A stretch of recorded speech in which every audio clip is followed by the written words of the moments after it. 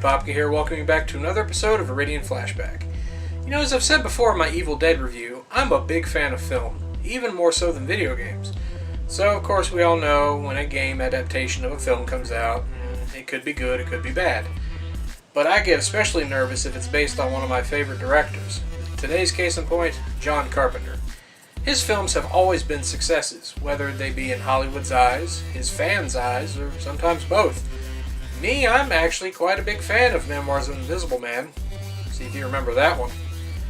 But for me, 3 of his films rank up there in my top all-time favorites. Escape from New York, Big Trouble in Little China, and The Thing.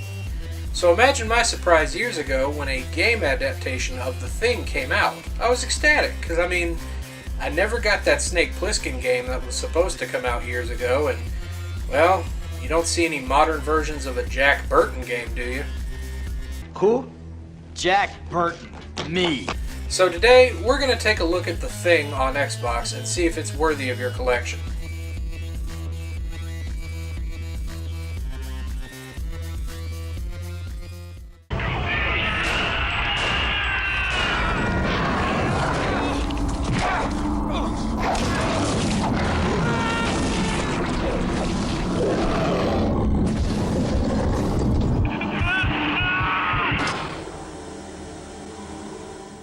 Our story takes place shortly after the end of the film, as this game serves as a sequel. Captain Blake is the leader of one of 2 teams sent to investigate the U.S. and Norwegian camps to find out what happened there. Blake, it's Whitley. What's the situation? Not good. What do you see? Not a goddamn thing in this storm. Have you found anything? Well, your transmitter's down and everything else is foobar. What do you mean? The base is gone, Colonel. It looks like massive explosives damage. Any clues here are gonna be like finding a needle in a haystack. Understood. Do a recon, see if you can find anything that'll give us an idea what happened. I can try to get the chopper back to you within an hour, but visibility's falling fast and the report for your area is not very good. When Blake's team discovered the UFO, McCready's tape, and the body of Childs, the other survivor from the film, Blake discovers they are not alone and are given orders to investigate the cause of this incident. Little do they know what's in store for them. It looks, well, like a UFO. Colonel. Roger. I'll have a chopper there ASAP. There's a supply crate that was dropped earlier near the base. It contains C4 charges. I want you to rig all the remaining buildings and I'll remote detonate them from here. Affirmative. I'll contact you when we're finished.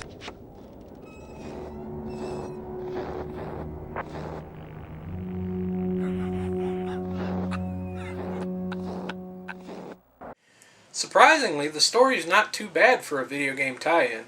Plus, it's nice to see a continuation of this story, since the only film we got is, well, The Thing. And that's prequel-ish territory. So let's see how the gameplay takes shape.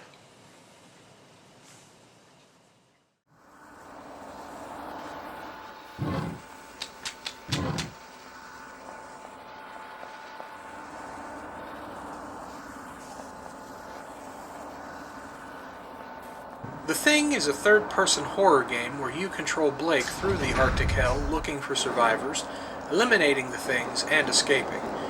Controlling Blake can be a little frustrating, as the controls seem to be a mixture of old-school Resident Evil tank style and modern style. Well, modern for the time. In combat, you automatically aim at your enemies, but you can go into a first-person view for more precision. You have big maps to explore to search for supplies and clues, but be careful, as being in the cold will eventually drain your health.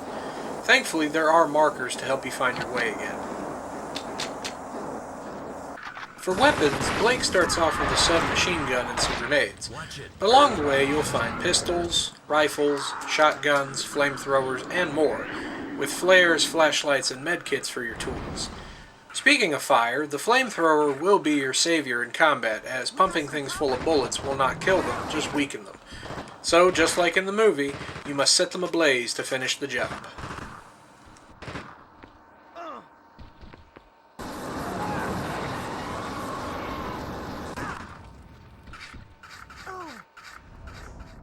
biggest selling point for this game lies within the squad management.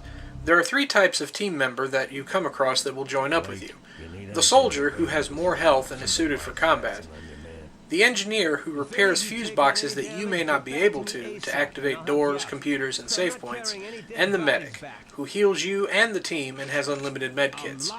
But where management really comes into effect is the fear-trust system. Over time, your team may start to lose trust in you, leading them to not following orders or attacking you thinking you're a thing. To boost their trust, it helps to give them guns and ammo, healing them when they're hurt, and taking the infamous blood test to prove your humanity. The hypo contains a chemical that reacts with blood. Do it. We'll soon know, one way or another. Now I'm gonna show you what I already know.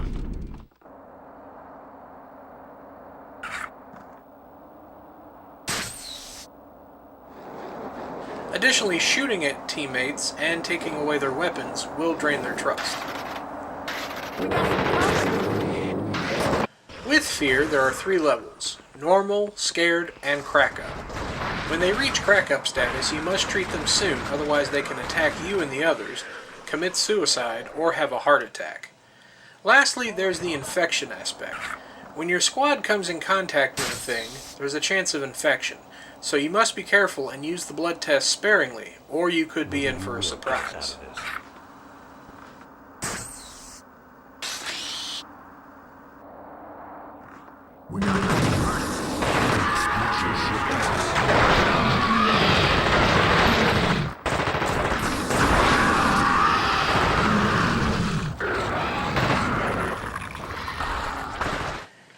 The only complaint that I would have with this game is that it's balls tough.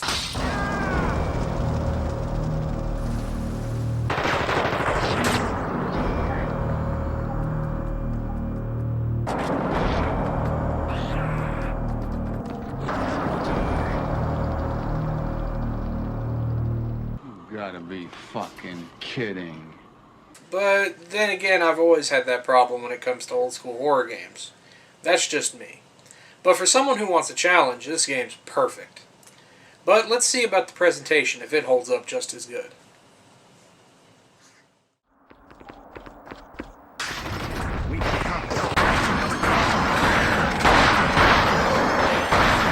The visuals aren't bad for a second-year Xbox game, with character models that are pretty good, even if they have a slight case of puppet mouth. Get them to shelter as quickly as you can. Roger that. Blake out. Although the creatures are nicely designed. For level design, it's faithful enough with set pieces that look to be pulled right from the film. In the audio department, there isn't much music, which isn't as bad as you think, as it adds to the atmosphere, but when it shows up, it's pretty good. The voiceovers are just, not terrible, but not memorable. Where'd you come from? I received some partial transmissions from Pierce. It sounded like there was a problem. Shit, you got that right.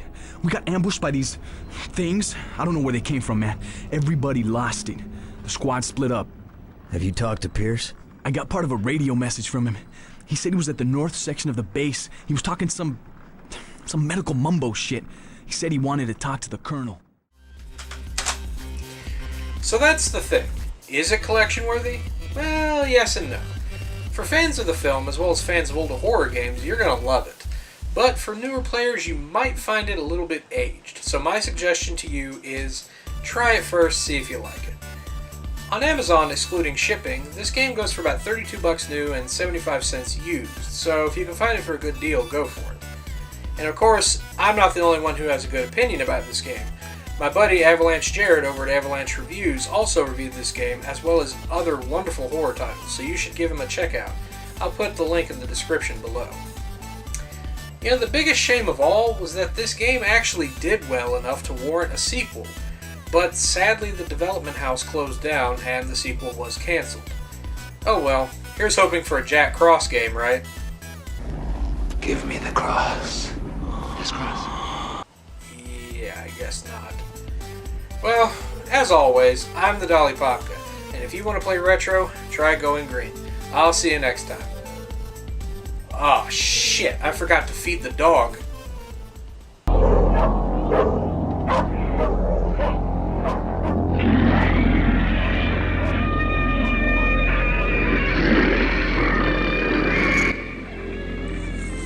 I might be a while. See you soon. Come here, buddy. Ah, you son of a bitch!